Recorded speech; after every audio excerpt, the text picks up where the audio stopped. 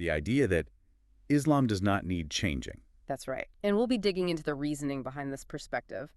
Our main source for this is the work of Dr. Raja King, particularly from the Journal of Islamic Psychology and Philosophy. Okay, great. So the mission here is really just to understand this particular viewpoint, to get inside the arguments. Exactly. No judgment, just exploration. So let's start with the central argument. As Dr. King lays it out, many Muslims believe the foundational teachings, the Quran and the authentic traditions, the Sunnah. Yes, the authentic sunnah of Prophet Muhammad. They see these as, well, timeless, divinely ordained. Timeless. hmm And what's the thinking behind that? Why timeless? Well, Dr. King points to the belief that these core principles are, universal. They're seen as applicable across any time period, any culture. The idea is they address fundamental human truths and needs that don't really change. So it's not just about, say, personal prayer or fasting. It goes broader. Oh, much broader. Mm. According to this view, the guidance covers everything. Personal conduct, sure, but also societal structure, ethics, spiritual development, the whole package. Right. A complete framework for life, essentially. That's the concept. And the basis for this strong belief, it really comes down to the perceived nature of the sources themselves. Hmm. The Quran is held to be the literal, unchanged word of God.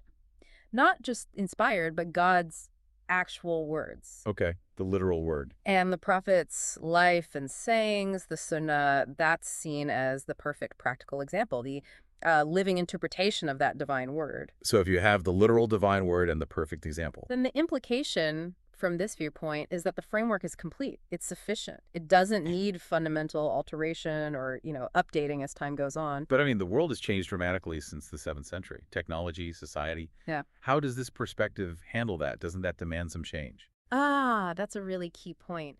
The argument isn't about ignoring the modern world or its complexities. Not at all. Instead, the focus shifts. It's about the need for proper understanding and correct application of these timeless principles to today's challenges. Okay, so it's not changing the principles, but figuring out how they apply now. Precisely. It's interpretation and implementation. The challenge is seen as living by the principles faithfully in new circumstances, not revising the principles themselves. So the emphasis is less on textual revision and more on human understanding and practice. Exactly. This viewpoint often stresses the perfection and comprehensiveness believed to be inherent in the divine message already.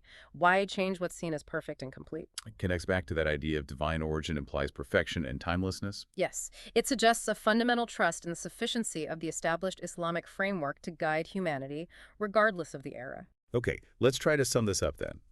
The perspective that Islam does not need changing is really rooted in the belief that the Quran and authentic Sunnah are divine, timeless, and universally applicable. Correct. And therefore, the focus isn't on changing these foundations, but on deepening understanding and applying them correctly to contemporary life. So the effort goes into interpretation and practice within the existing framework. That's the core idea we've explored today, drawing on Dr. King's analysis. It leaves us with something to think about, doesn't it? Definitely. Consider this. What are the implications when you view a foundational text? Is the challenge adapting it for new times, or is it about striving for better, more authentic implementation across different eras? Right. What are the strengths, maybe the weaknesses of each approach when you're engaging with a world that's constantly, undeniably changing?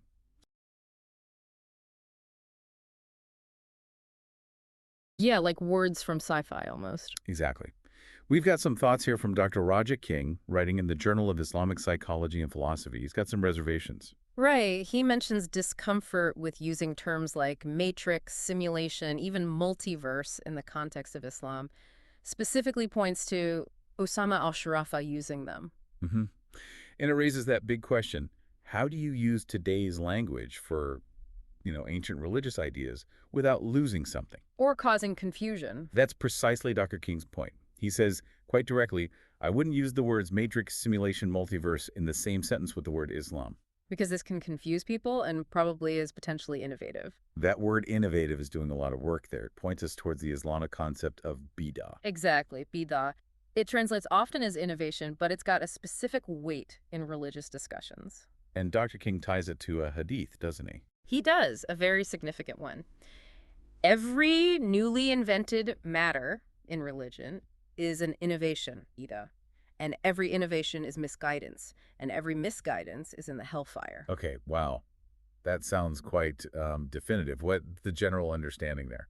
Well, the traditional view is that it's a strong warning against adding new things into the core religious practices, the acts of worship, things that weren't taught by the Prophet Muhammad. So it's about protecting the original form of the faith. That's the idea, guarding its authenticity.